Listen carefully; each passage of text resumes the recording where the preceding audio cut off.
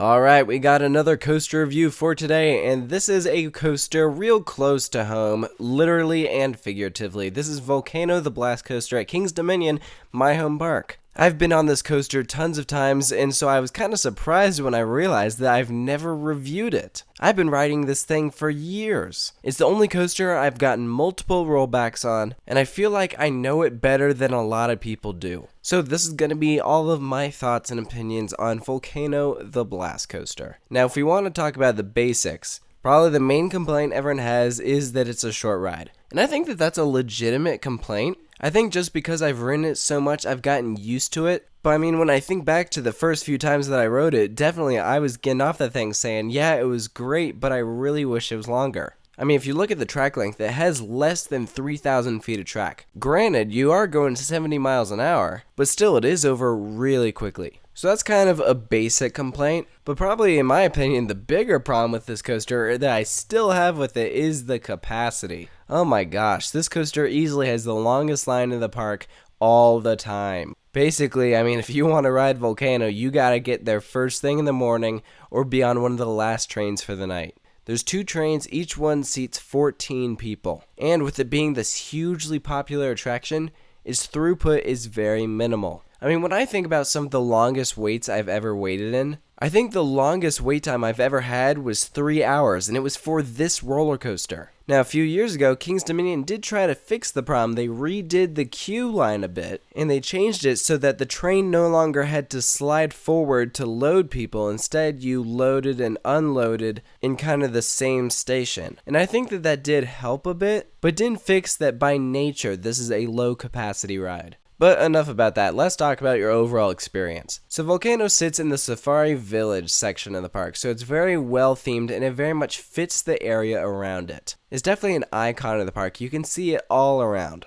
So you walk up and you're going to enter your line, going through these multiple caves of this volcano. You have some cool theming off to the side. I think that the theming around the queue is actually done very well. And then you're going to move down below into the station. Again, you're going to see some theming off to the side. You're going to load in your train, move forward, and from here on, you begin your experience. You're going to start off with a fantastic launch. This has got to be one of my all-time favorite launches, 0 to 70 miles an hour. This is absolutely incredible. It is very forceful, and this sounds really dumb. I love the sound that it makes when it launches. It's such a big adrenaline rush. That's going to be where they take your picture if you're a fan of on-ride photos. And from then, you're just shooting down this straight track. You're going to take this hard left turn, full speed going around this, and just when you thought you were already flying, you're going to accelerate, hit a second launch, going even faster than you were before. And that second launch is really what caught me off guard the first time that I rode it all those years ago. I mean, if this is your first time riding, you're already thinking, wow, this thing is flying. But then you speed up and you're like,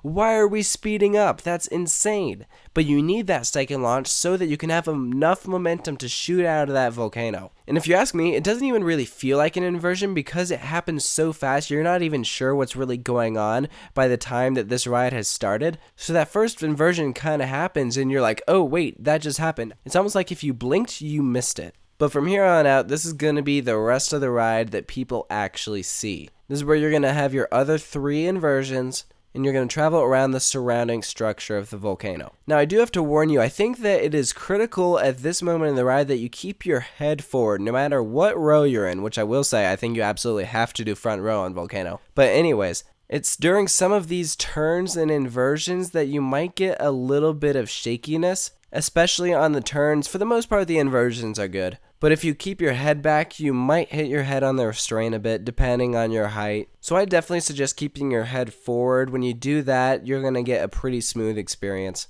But what's fun about these inversions is some of them, you just feel like you're going through them so slowly. But what's fun about these inversions is when you go through some of them, especially like that second one, you just feel like you're going so slow through it. But at the same time, I mean, you're also flying. It's kind of this weird combination of the two. So after you complete all 4 turns in those inversions, you're then going to dive back into the volcano. And in that action of diving back down, you're dropping in elevation, so you're building up a lot more speed than you had earlier, and then that's when you hit the brakes. So it is kind of a shock when those brakes kick in. Because you're like, whoa, I was just building up all that speed and now we're stopping. And that's really when you're going to feel, oh, wow, that was insane. But yeah, I kind of wish it had like another element or two. But I think in general, the ride's intensity well makes up for it. This is an intense roller coaster. Easily one of the most intense in the park. The only reason why it isn't the most intense is because you have a freaking intamin giga coaster right next to it. But when you think about it, I mean, this is just such a unique ride. It's absolutely a must-do. It's currently my second favorite coaster in the park. It's a lot of people's first. I think for coaster enthusiasts who have never been to King's Dominion before,